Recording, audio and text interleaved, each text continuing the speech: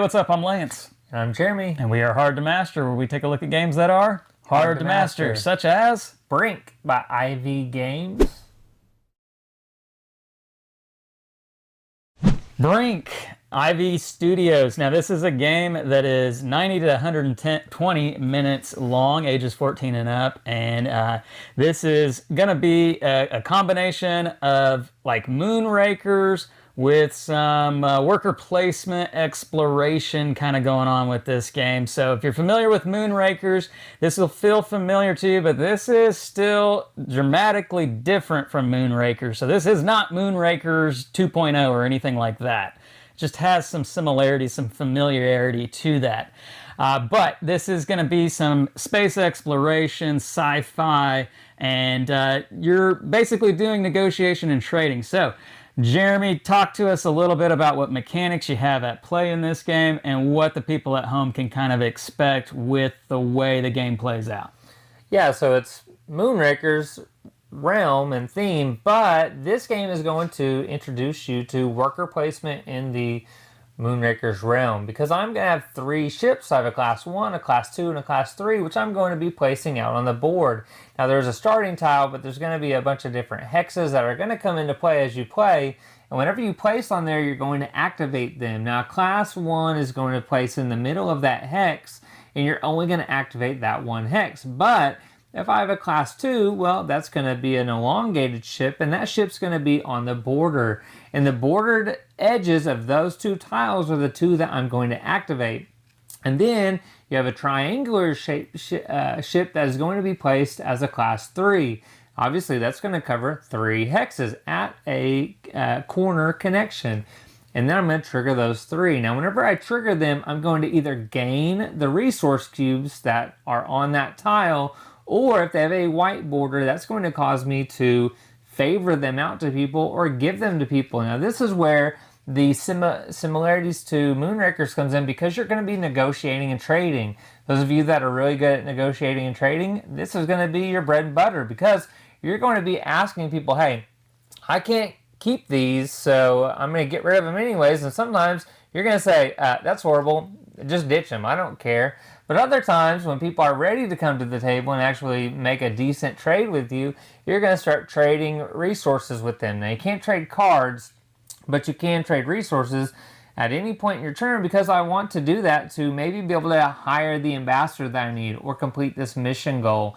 Because there are mission goals, and if you get so much power or spend resources, well, now I can take control of that specific faction ability, which could be getting these X's that will negate in the voting. Because after you've done your worker placement, gaining those resources and taking the actions on each tile, if they have actions, then I'm going to have a voting phase. And that voting phase is a hidden blind bluffing voting phase that feels similar to Fractured Sky, because just as in Fractured Sky, if you've played that by Ivy Games, you take the magnetic piece or the hidden token of where you want to place your airship, and that's kind of a similar feel of the voting, because I'm going to have this voting tray behind my screen, and all the resources that I have behind that screen are going to be able to be placed on a tray, which will then be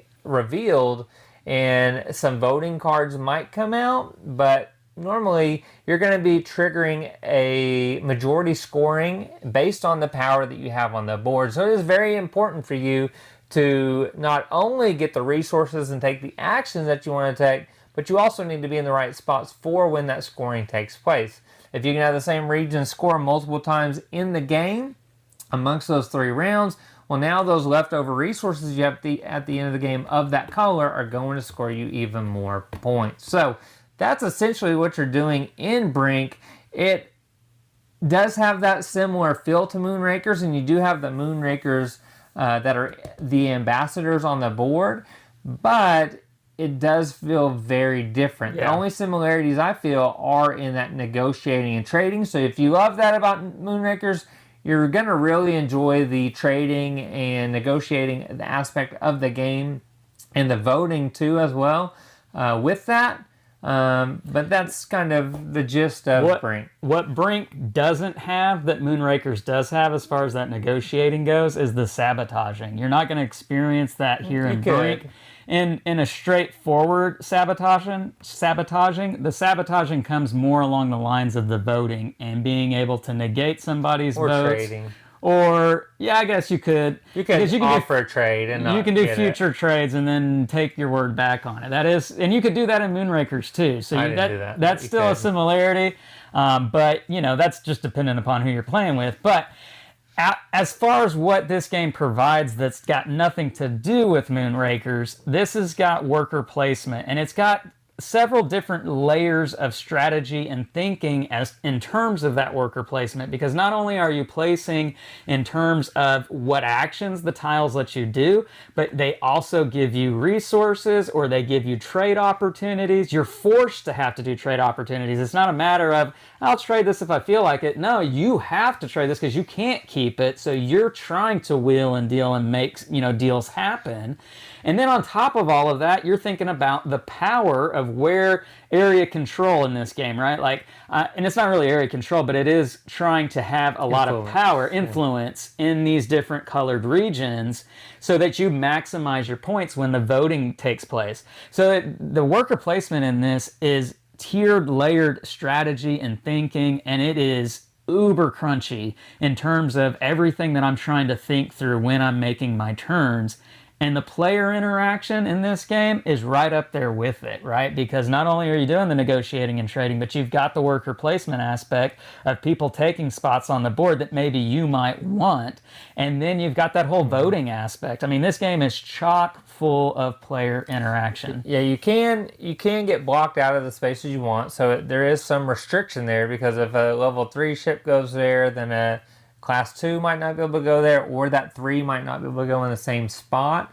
There's also some tension in your resource management, because I can either save them and spend them for votes, I can try and save them for the end of the game, or to maybe upgrade the ship or get those ambassadors. Now, if the resources are being depleted, and they do get depleted, and you need to take one, now we've got this push your luck element, because if I wait too long, we're going to bust. So when we bust, everybody's going to take, half of their resources rounded up and put them back in the supply so that person can draw them.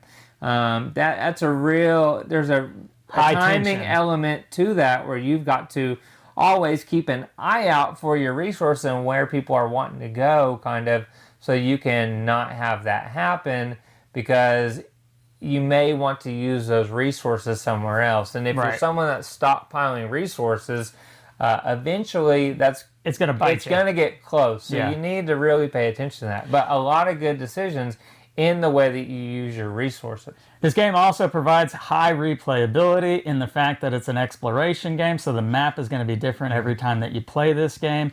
And the cards are super, super powerful, and so depending upon what cards you draw is going to determine a lot about what you can do throughout the course of the game and how you are going to be playing from round to round. You might get cards early in the game that might influence what you want to build up towards for the end parts of the game, and so that's going to add to the replayability with this one. But the cards are the one thing that they're still working on and tweaking the most.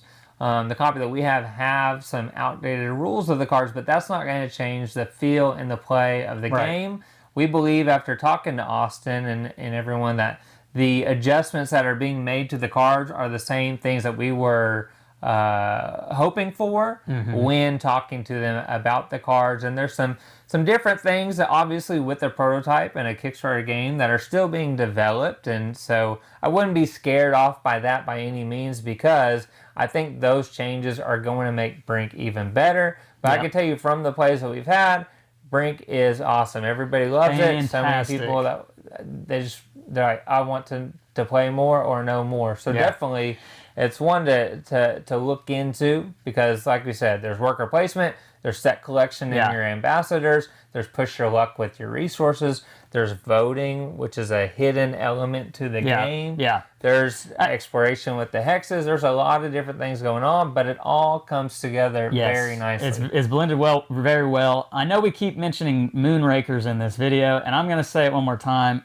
I think this is a superior game to Moonrakers. For me, this game offers a lot more of a fuller experience, a gaming experience, mostly what Jeremy just said there, because everything blends so nicely together and you've got lots of different mechanics at play. I would, this is the kind of game that I'm going to be really gung-ho about wanting to get to the table and playing time and time and time again. So I think there's a lot to really unpack when it comes to Brink. And I still really like Moonrakers a lot, so I don't know if I'm ready to just say that after, playing the prototype, but there is a lot here. It is as on par or maybe even better.